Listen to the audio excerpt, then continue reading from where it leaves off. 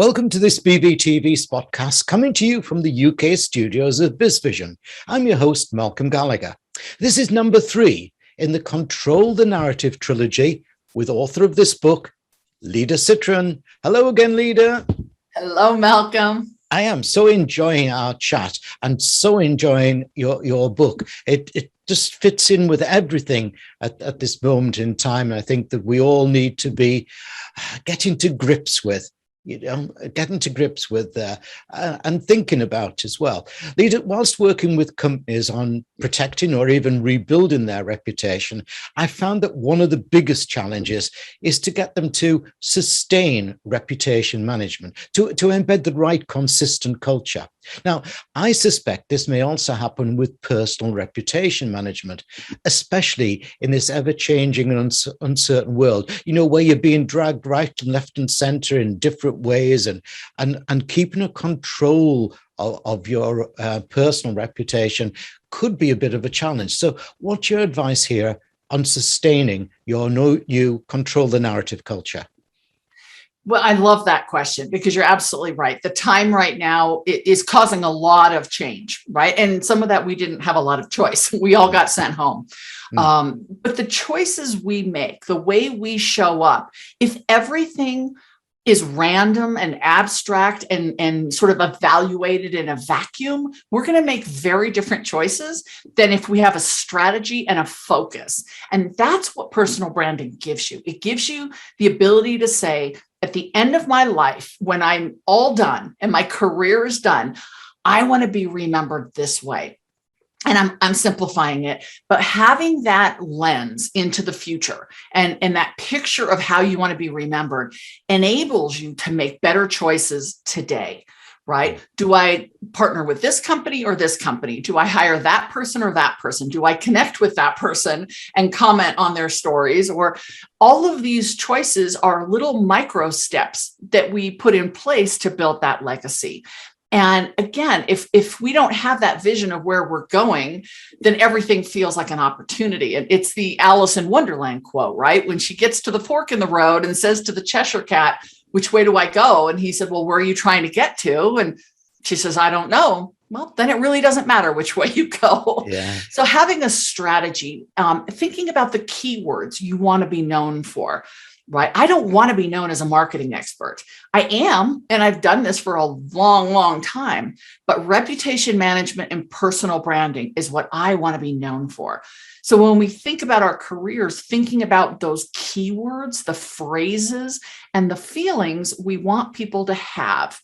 Are you somebody who is thoughtful and considerate? Are you known for having a high level of integrity?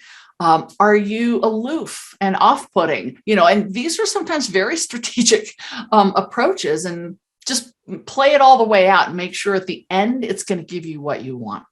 Yeah, I really like that. And, the thing about what you're talking about is that it doesn't matter what time of life you decide to do this, and I've really done that for myself recently. Before pandemic, I was driving thousands of miles a year, flying thousands to present big events and all over the world. And then suddenly the shutters came down, and Malcolm was stuck in the studio wondering what's going to happen to life. But I found a new life. Because I did exactly what you're saying. I examined where I was, what I was wanting to achieve. We've got 4 grandchildren, 2 daughters, and suddenly I'm starting to see them again, which I didn't see beforehand. So isn't it true that you can really use what you're saying here at any stage in your life? 100%. I recently have been speaking a lot at colleges and universities, not yet high schools, but colleges and universities. And sure, the idea of end of life or end of career feels like, something their parents talk about.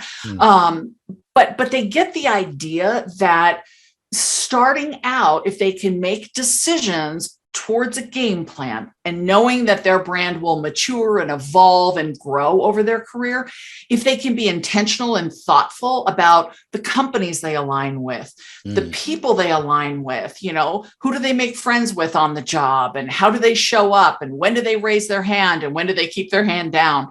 those kinds of decisions, if they can think about that at the beginning of their career, they're making intentional choices. But as I share in the book, I've had some clients come to me towards the very end of their career, maybe even towards the end of their life. And what they're concerned with is, I want to be remembered the right way, and I don't have a ton of runway ahead of me. So how do I package this all and create a narrative that will live when I'm not here or not active in the role anymore? Yeah. And it's everybody in between too. Yes, I think if you can, and you help me on this one, try to distill what you're about down to simple things. I remember President Bush, when he was going for a second term, he said, what we're talking about is family fiscal flag, and everybody tried to pull him away into other subject matters, and he kept coming back to that. What we try to do here at BizVision is that our cultures were friendly, reliable, innovative. FRI, friendly, because that reminds me of Friday nights and a nice starter with a glass of wine, friendly, reliable, innovative. And I refuse to be taken away from that. Is that something that's sensible to do? Sure. I mean, if somebody wants to do a tagline or a catchphrase, I was about 10 years into my business when I was doing a rebranding. I was refreshing my brand, and the designer I worked with said, well, do you have a tagline? We need a tagline.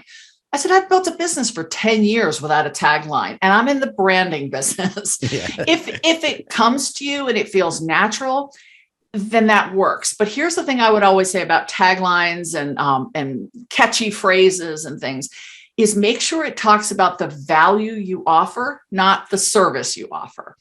Because the value you offer to someone else is what's going to get their attention. Yeah.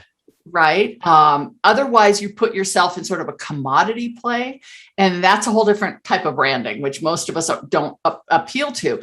But what is the value? What do you help people do? I know people don't wake up in the morning and say, I need to work on my personal brand.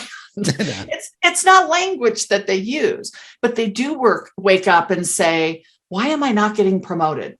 Why do my investors not understand me? I think I want to do something different with my career. How do I shift that? Or they look at their phone and they see that something they posted last night on social media has gone, gangbusters, and they have a problem.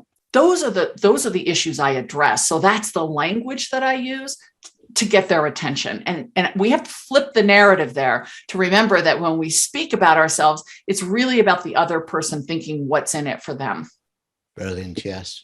Thanks, Lida. Now, let me remind our audience of your URL, your website, which is, and obviously viewers, you can see it on the screen behind me, but for listeners, let me spell it out. It's Lida, which is spelled LIDA 360.com, 360 being the numbers, Lida360.com. Your book is called Control the Narrative, The Executive's Guide to Building, Pivoting, and Repairing Your Reputation. It really is, and I'm not just saying this because Lida's here, but it is a really excellent read, and it's nicely written too. I like it. There's lots of anecdotes in there. It's published by Kogan Page. In his Control the Narrative trilogy, the author of this book, Lida Citroën, has taken us through the need to protect our personal reputation, the action steps to take, and how to sustain reputation management. As someone involved in reputation management for companies for over 40 years, I know its importance, but equally as important is protecting your own personal brand. So I urge you to get the book and take action. Thanks, Lida. Thank you so much, Malcolm.